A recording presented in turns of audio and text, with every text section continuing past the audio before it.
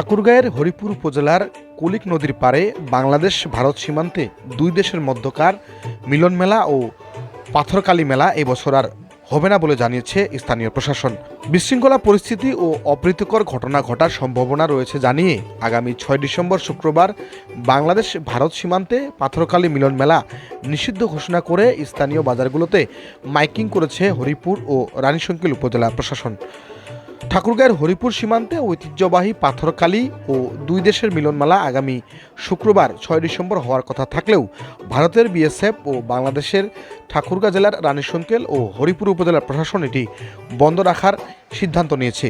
নিষেধাজ্ঞা দেওয়ার ফলে আবারও দুই দেশের আত্মীয় স্বজনদের দেখা হবে না। স্থানীয় প্রশাসন অনুরোধ করেছে আগামী ৬ ডিসেম্বর যেন সীমান্তে মানুষ ভিড় না করে। যারা এই ভিডিওটি দেখবেন তারা অবশ্যই প্রতিবেশী এবং স্বজনদের জানিয়ে দিবেন।